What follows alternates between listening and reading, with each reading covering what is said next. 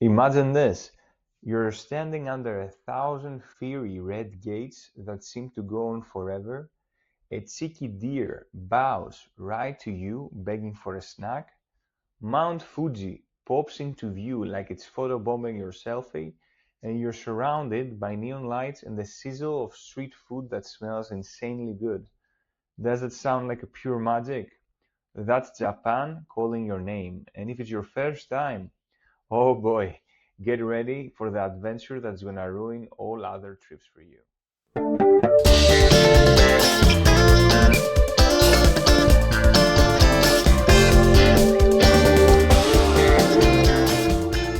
Hey everyone, what's up? Dimitris, your Japan obsessed wanderer who's lost count of the ramen bowls I've had and the shrines I've climbed. This video is your fan packed guide to 7 absolute must see destinations for first timers. No boring schedules here, just the epic spots, what they're famous for, and why they're so cool. I'll set a couple of tips to make your trip epic, and we'll have stunning background footage in the background to help you even more.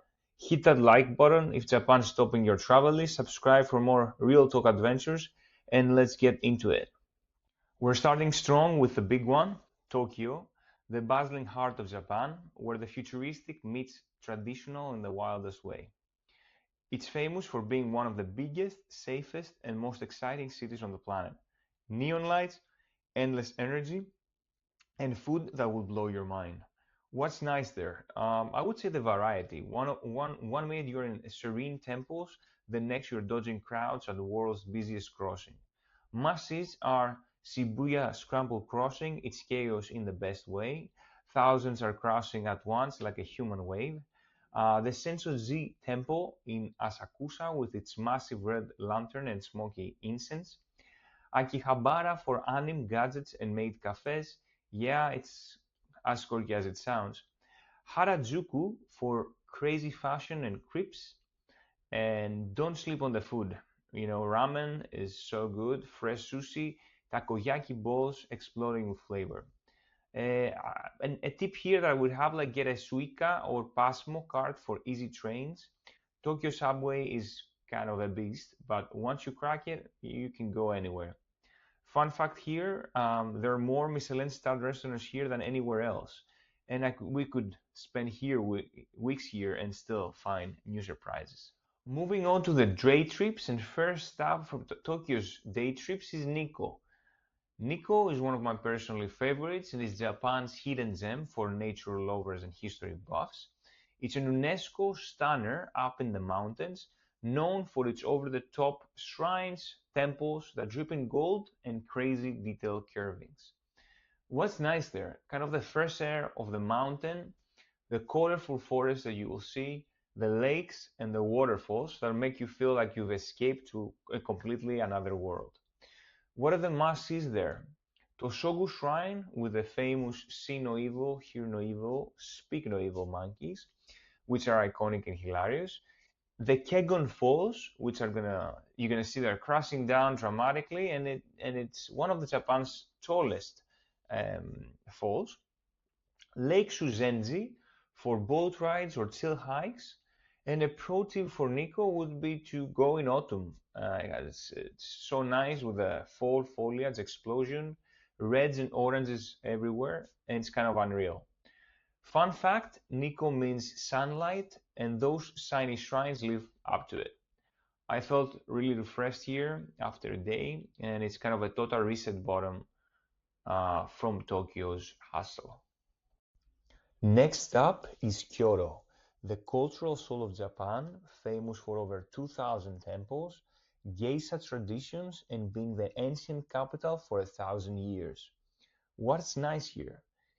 It's amazing. It's the perfect mix of old world charm and modern vibes.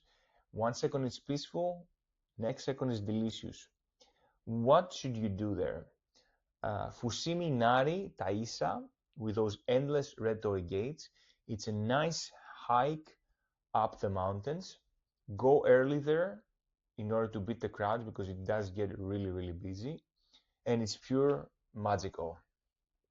The second one is Kinkangu Ji, The Golden Pavilion, sparkling in its pond. It's really, really beautiful. Number 3, the Arashiyama Bamboo Grove, with its bamboos towering over you like a green cathedral. And the Gion District for sporting geisha. What about the food there? Food is really, really good. There are some really good restaurants in Kyoto. Obviously, you can try matcha with everything. They sell it pretty much in many different forms. And the kaseki feasts. One thing that I saw that a lot of people do is they're renting a kimono for the day, but it did seem like it did seem like a lot of work, and it didn't seem like very easy to wear. But a lot of people do it. Fun fact: Kyoto has 17 UNESCO sites, which is kind of history overload, but in the best way possible. And to be honest with you, Kyoto is where I fell in love with Japan's elegance. Next up is Nara with its adorable ancient vibes. Nara is known as Japan's first permanent capital with epic temples and those famous free-roaming deer. What is nice here? It's a super chill, park-like atmosphere where history and cuteness collide. The top spots for you to go is number 1, Nara Park with over 1,000 deer that bow for crackers. They are sacred, so don't do anything crazy. Number 2 is Todaiji's massive wooden temple, housing a giant Buddha. Squeeze through the nostril hole for luck. It's kind of tight. Number 3, Kasuga Taisa with thousands of lanterns. Pro tip, buy deer crackers, but kind of like guard your stuff because they're coming away and they're not leaving. They go all for maps and bags, so be aware. Fun fact, Nara was the capital before Kyoto, and it's kind of old school Japan at its finest. It's a short trip, but you'll enjoy it a lot with huge smiles. Next up is Osaka, the foodie capital, famous for its street eats and super friendly, hilarious locals. Known as Japan's kitchen, Kwadore means eat till you drop. What's nice here? The laid-back energy, neon nights, and non-stop flavors. What are the must-dos you should do in Osaka? You should definitely visit Osaka Castle, which is surrounded by moats, which is cherry blossom heaven. Dotonbori for the Glicoman sign, the canal vibes, and feasting on takoyaki, okonomiyaki, pancakes, and kushikatsu skewers. No double dipping in sauce, there is a rule. And fun fact, Osakans love comedy. Catch a show if you can. I gained a couple of pounds here with zero regrets. Next up is Hakone, which is nature's playground. It's known for its relaxing onsen, hot springs, and those breathtaking Mount Fuji views on a clear day.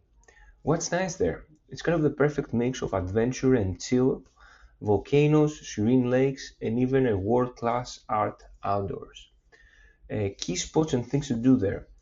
The pirate ship cruise across Lake Asi, the Hakone Ropa Way gliding, the iconic Hakone Shrine with its red torii gate standing exactly in the water, and the amazing Hakone Open Air Museum with huge sculptures scattered across beautiful gardens. And if you're into food and drinks, grab a craft beer and some tasty bites at Gora Brewery with a nice view, which is going to be perfect for after a day of exploring. Pro tip, download Mount Fuji visibility app because the mountain loves to play a little bit of a hide and seek with the clouds. Fun fact, on a good day, the Fuji backdrop makes every photo looks like a postcard. There is literally no filter needed. Next up is Kamakura, pure coastal zen, famous for its massive great Buddha and rich Shogun history as Japan's medieval political capital in the 12th to 14th centuries. What's nice here? It's an easy hour from Tokyo, so you can come there pretty fast, blending ancient temples, hiking trails, and relaxed beaches. It's kind of perfect for a chill escape from the city.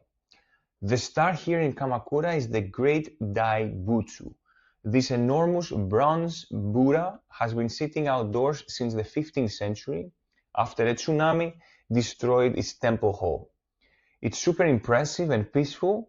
You can even go inside to see how it was made. Don't miss Hasedera Temple with its beautiful gardens, ocean views, ponds, and tons of little statues.